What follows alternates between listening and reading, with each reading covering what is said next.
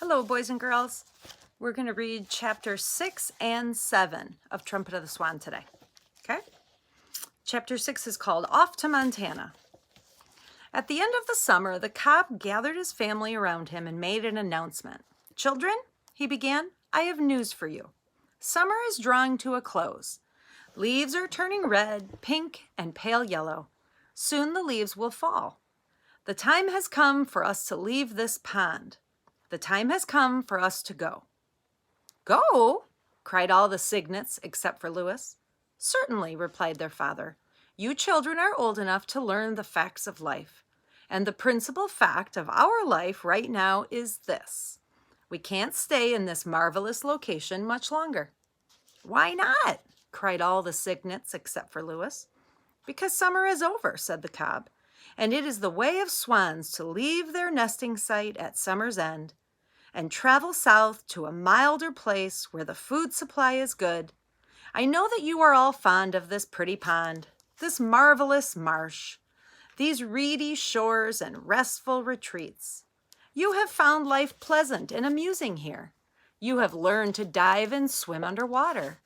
You have enjoyed our daily recreational trips when we formed in a line, myself in front, swimming gracefully, like a locomotive, and your charming mother bringing up the rear like a caboose. Day long you have listened and learned. You have avoided the odious otter and the cruel coyote. You have listened to the little owl that says, coo, coo, coo, coo, coo. You have heard the partridge say, quit, quit. At night you have dropped off to sleep to the sound of frogs, the voices of the night. But these pleasures and pastimes, these adventures, these games and frolics, these beloved sights and sounds must come to an end. All things come to an end. It is time for us to go. Where will we go? Cried all the cygnets except for Lewis. Where will we go? Cahoe, cahoe. Where will we go? Cahoe, cahoe. What? Love you. We will fly south to Montana, replied the cob. What is Montana? Asked all the cygnets except Lewis. What is Montana? Banana? Banana? What is Montana? Banana, banana. Montana, said their father, is a state of the Union. And there, in a lovely valley surrounded by high mountains, are the Red Rock Lakes, which nature has designed especially for swans. In these lakes, you will enjoy warm weather arising from hidden springs. Here, ice never forms, no matter how cold the night. In the Red Rock Lakes, you will find other trumpeter swans, as well as lesser waterfowl, the geese and the ducks. There are few enemies, no gunners, plenty of muskrat houses, free grain, games every day. What more can a swan ask in the long, long cold of winter? Lewis listened to all this in amazement. He wanted to ask his father how they would learn to fly, how they would find Montana even after they learned to fly. He began to worry about getting lost. But he wasn't able to ask any of these questions. He just had to listen. One of his brothers spoke up. Father, he said, you said we would fly south. I don't know how to fly. I've never been up in the air. True, replied the cob, but flying is largely a matter of having the right attitude, plus, of course, good wing feathers. Flying consists of 3 parts. First, the takeoff, during which there is a lot of fuss and commotion, a lot of splashing and rapid beating of the wings. Second, the ascent, or gaining of altitude. This requires hard work and fast wing action. Third, the leveling off. The steady elevated flight, high in the air, wings beating slower now, beating strongly and regularly, carrying us swiftly and surely from zone to zone as we cry, cahoe, cahoe, with all the earth stretched out far below. It sounds very nice, said the cygnet, but I'm not sure I can do it.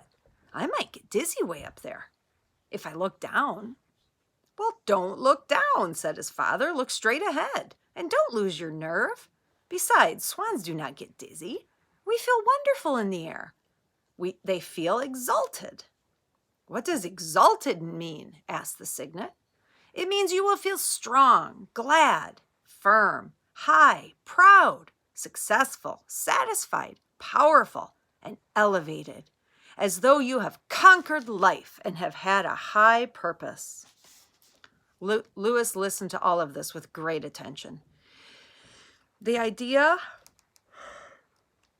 of flying frightened him. I won't be able to say "Caho," he thought. I wonder whether a swan can fly if he has no voice and can't say "Caho." I think, said the cob, the best plan is for me to demonstrate flying to you. I will make a short exhibition flight while you watch. Observe everything I do. Watch me pump my neck up and down before the takeoff.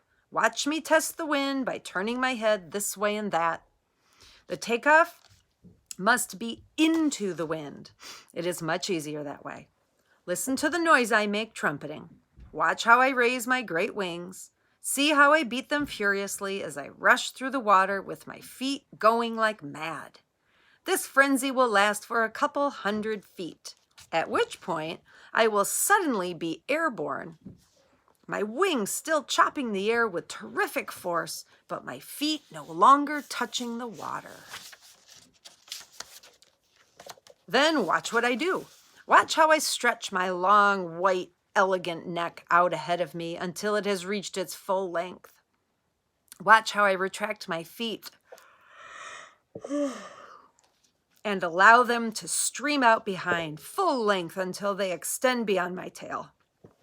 Hear my cries as I gain the upper air and start trumpeting.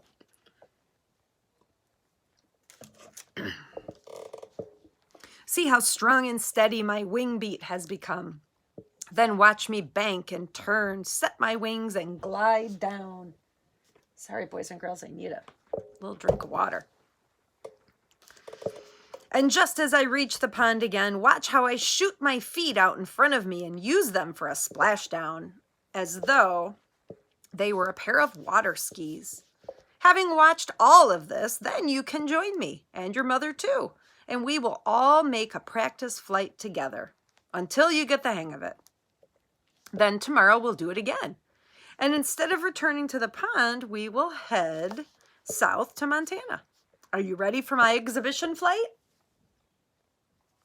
Boys and girls, do you think that this will go as easily as the cob thinks it will? Do you think it's going to be that easy to just lift off and start flying? If you've ever seen a baby learn to walk, you know it takes a little practice, right? Are you ready for my exhibition flight? Ready, cried all the cygnets, except for Lewis. Well, very well, here I go, cried the cob. As the others watched, he swam downwind to the end of the pond. He turned, he tested the wind, he pumped his neck up and down, he trumpeted. Then, after a rush of 200 feet, got up into the air and began gaining altitude. His long white neck stretched ahead. His big black feet stretched out behind. His wings had great power. The beat slowed as he settled into sustained flight. All eyes watched. Lewis was more excited than he had ever been. I wonder if I can really do it, he thought. Suppose I fail. Then the others will fly away, and I will be left here all alone on this deserted pond with winter approaching and no father and no mother and no sisters and no brothers and no food to eat except when the pond freezes over. I will die of starvation. I'm scared. In a few minutes, the cob glided down out of the sky and skidded to a stop on the pond. They all cheered, "Caho, caho, beep, beep, beep, beep," all but Lewis. He had to express his approval simply by beating his wings and splashing water in his father's face. All right, said the cob. You've seen how it's done. Follow me and we'll give it a try. Extend yourselves to the utmost and do everything in the proper order. Never forget for a minute that you are swans and therefore excellent flyers. I'm sure all will be well. They all swam downwind to the end of the pond. They pumped their necks up and down. Lewis pumped his harder than any of the others. They tested the wind by turning their heads this way and that. Suddenly, the cob signaled for the start. There was a tremendous commotion, wings beating, feet racing, water churned to the froth. And presently, wonder of wonders, there were 7 swans in the air. 2 pure white ones and 5 dirty gray ones. The takeoff was accomplished and they were starting to gain altitude. Lewis was the first of the young cygnets to become airborne, ahead of all of his brothers and sisters.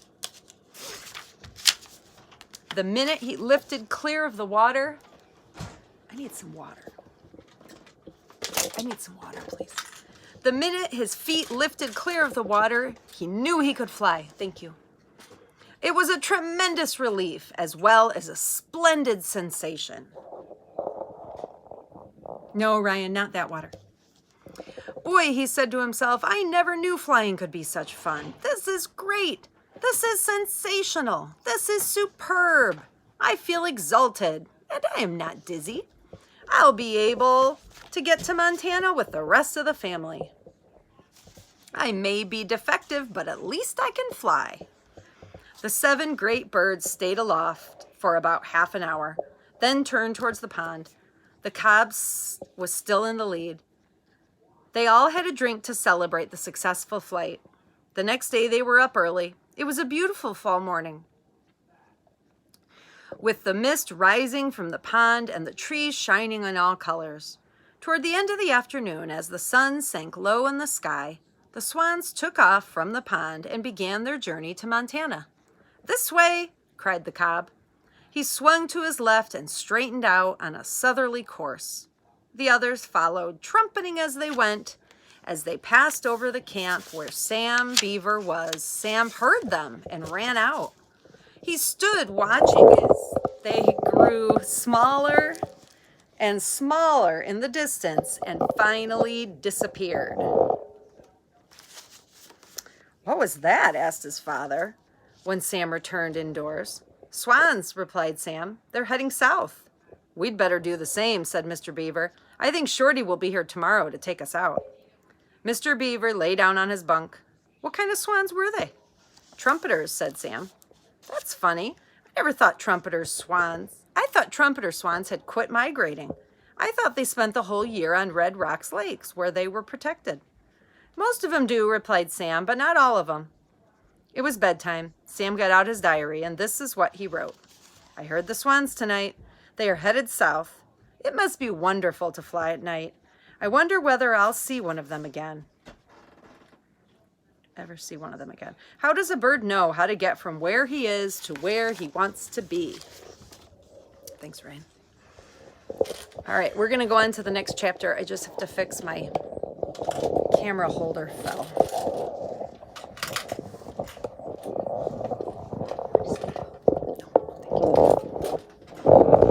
Sorry. Okay. So his question was, I wonder how they know how to get from where they are to where they want to be. And boys and girls, do you know the answer to that question? It's a science word called instinct. An instinct is something you know, like that God gave you that knowledge that nobody had to teach you. So like babies have an instinct to cry. Nobody has to teach them to cry when they want something. They just do it. Sometimes we wish they wouldn't, right? Or swallow. You know, you don't have to teach a baby to drink from a bottle or to swallow the liquid in the bottle. They just do it. So nobody teaches them, the swans, it's their instinct. Okay, so they're on their way. Chapter 7, School Days. A few days after the swans arrived at their winter home on Red Rock Lakes, Lewis had an idea. He decided that since he was unable to use his voice, he should learn to read and write, as of course all swans do. If I am defective in one respect, he said to himself, I should try and develop myself along other lines. I will learn to read and write. Then I will hang a small slate around my neck and carry a chalk pencil. In that way, I will be able to communicate with anybody who can read. Lewis liked company, and he already had many friends on the lakes. The place was a refuge for water birds, swans, geese, ducks, and other waterfowl. They lived there because it was a safe place and because the water stayed warm even on the coldest winter weather. Lewis was greatly admired. I gotta plug this in. Lewis was greatly admired for his ability as a swimmer. He liked to compete with other cygnets to see who could swim underwater the greatest distance and stay down the longest. When Lewis had fully made up his mind about learning to read and write, he decided to visit Sam Beaver and get help from him. Perhaps, thought Lewis, Sam will let me go to school with him, and the teacher will show me how to write. The idea excited him. He wondered whether a young swan would be accepted in a classroom of children. He wondered whether it was hard to learn. Most of all, he wondered whether he could find Sam. Montana is a big state, and he wasn't even sure Sam lived in Montana, but he hoped he did. The next morning, when his parents were not looking, Lewis took off into the air. He flew northeast. When he came to Yellowstone River, he followed it to the sweet grass country. When he saw a town beneath him, he landed next to a schoolhouse and waited for the boys and girls to be let out. Lewis looked at every boy hoping to see Sam, but Sam wasn't there. Wrong town, wrong school, thought Lewis. I'll try again. He flew off, found another town, located the school, but all the boys and girls had gone home for the day. I'll just have to look around anyway, thought Lewis. He didn't dare walk down the main street for fear that somebody would shoot him. Instead, he took to the air and circled around, flying low and looking carefully at every boy in sight. After about 10 minutes, he saw a ranch house where a boy was splitting wood.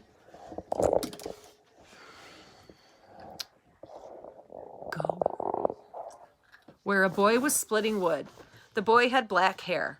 Lewis glided down. I am lucky, he thought. It's Sam. When Sam saw the swan, he laid down his axe and he stood perfectly still. Lewis walked up timidly. Then he reached down and untied Sam's shoelace. Why do you think he did that, boys and girls? It's so cute. Hello, said Sam in a friendly voice. Lewis tried to say "Caho," but no sound came from his throat. I know you, said Sam. You're the one that never said anything and used to pull on my shoelaces. Lewis nodded. I'm glad to see you, said Sam. What can I do for you? Lewis just stared straight ahead. Are you hungry? Asked Sam. Lewis shook his head. Thirsty? Lewis shook his head. Do you want to stay overnight with us here on the ranch? Asked Sam. Lewis nodded his head and jumped up and down. Okay, said Sam. We have plenty of room. It's just a question of getting my father's permission. Sam picked up his axe, laid a stick of wood on the chopping block, and split the stick neatly down the middle. He looked at Lewis. There's something wrong with your voice, isn't there? He asked. Lewis nodded, pumping his neck up and down hard.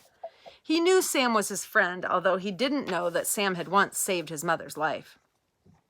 In a few minutes, Mr. Beaver rode into the yard on a cow pony. He got off and tied his pony to the rail. What have you got there? He asked Sam. It's a young trumpeter swan, he said. He's only a few months old. Will you let me keep him for a while? Well, said Mr. Beaver, I think it's against the law to hold one of these wild birds in captivity. But I'll phone the game warden and see what he says. If he says yes, you can keep him. Tell the warden the swan has something the matter with him, called Sam to his father as he started towards the house. What's wrong with him? Asked his father. He has a speech problem, replied Sam. Something's wrong with his throat. What are you talking about? Who ever heard of a swan with a speech problem? Well, said Sam, this is a trumpeter swan that can't trumpet. He's defective. He can't make a sound. Mr. Beaver looked at his son as though he didn't know whether to believe him or not, but he went into the house. A few minutes later, he came back. The warden says you can keep the young swan here for a while if you can help him, but sooner or later, the bird will have to go back to the Red Rock Lakes where he belongs. The warden said he wouldn't let just anybody have a young swan, but he'd let you have one because you understand about birds and he trusts you. That's quite a compliment, son. Mr. Beaver looked pleased. Sam looked happy. Louis was greatly relieved. After a while, everyone went in to supper in the kitchen of the ranch house. Mrs. Beaver allowed Louis to stand beside Sam's chair. They fed him some corn and some oats, which tasted good. When Sam was ready for bed, he wanted Louis to sleep in his room with him, but Mrs. Beaver said no. He'll mess up the room. He's no canary. He's enormous. Put the bird outside in the barn. He can sleep in one of the empty stalls. The horses won't mind. Next morning, Sam took Louis to school with him. Sam rode his pony and Louis flew along. At the schoolhouse, the other children were amazed to see this great bird with his long neck and bright eyes and big feet. Sam introduced him to the teacher of the first grade, Mrs. Hammerbotham, who was short and fat. Sam explained that Louis wanted to read and write because he was unable to make any sound in his throat. Mrs. Hammerbotham stared at Louis. Then she shook her head. "No birds," she said. "I've got enough trouble." Sam looked disappointed. "Please, Mrs. Hammerbotham," he said, "please let him stay in your class and learn to read and write." "Why does a bird need to read and write?" replied the teacher. "Only people need to communicate with one another." "Well, that's not quite true, Mrs. Hammerbotham," said Sam, "if you'll excuse me for saying so. I have watched birds and animals a great deal. All birds and animals talk to one another. They really have to in order to get along. Mothers have to talk to their young. Males have to talk to females, particularly in the spring of the year when they are in love." "In love?" said Mrs. Hammerbotham, who seemed to perk up at this suggestion. "What do you know about love?" Sam blushed. "What kind of bird is he?" she asked.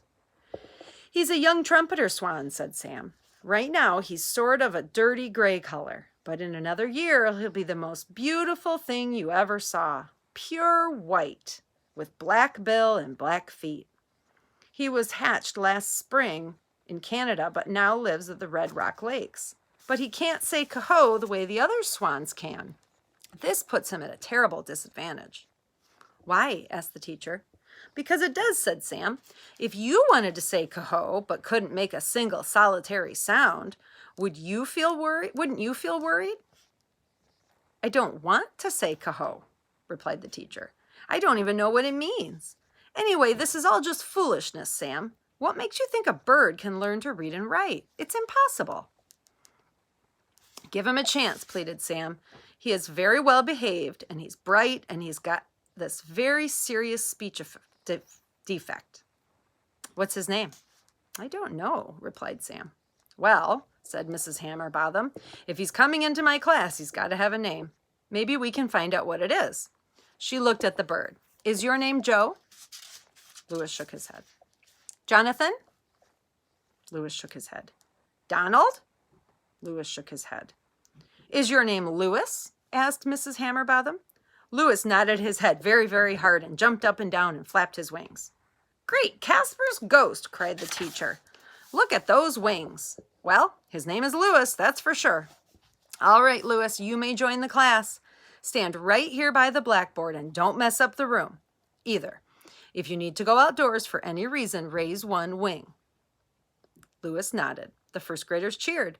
They liked the looks of this new pupil, and they were eager to see what he could do. "Quiet, children," said Mrs. Hammerbotham sternly. "We will start with the letter A."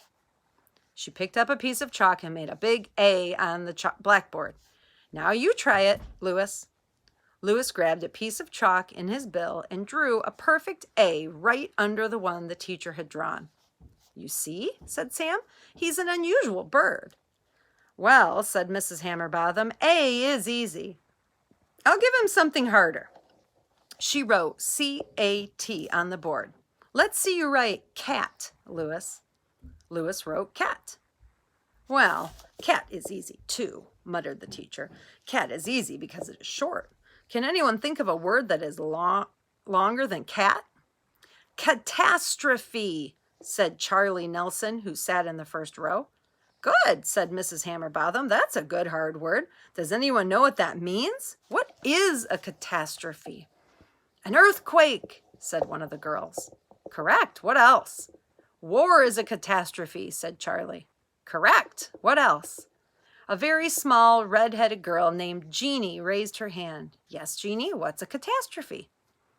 In a very small, high voice, Jeanie said, when you get ready to go on a picnic with your father and your mother, and you make peanut butter sandwiches and jelly rolls and put them in a thermos box with bananas, an apple, and some raisin cookies, and paper napkins, and some bottles of pop, and a few hard-boiled eggs, and then you put the thermos box in your car, and just as you're starting out, it starts to rain, and your parents say there's no point in having a picnic in the rain, and that's a catastrophe.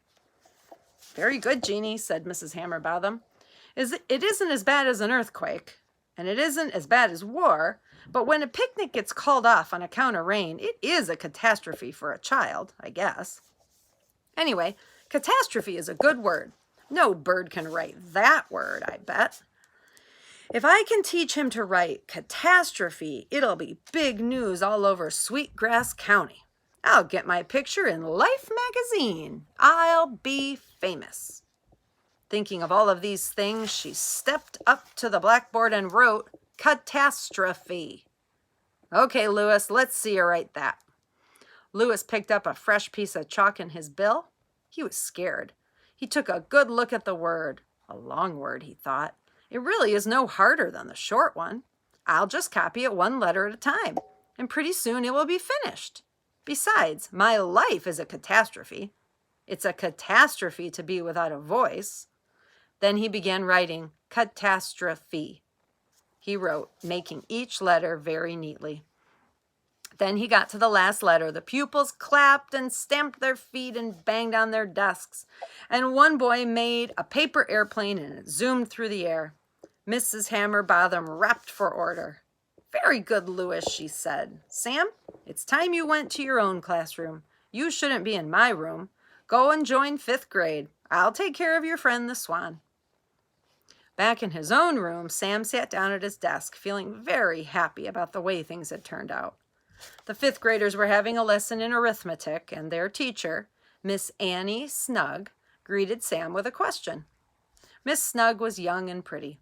Sam, if a man can walk 3 miles in 1 hour, how many miles can he walk in 4 hours? That would depend on how tired he got after the first hour, replied Sam. The other pupils roared. Mrs. Snug rapped for order.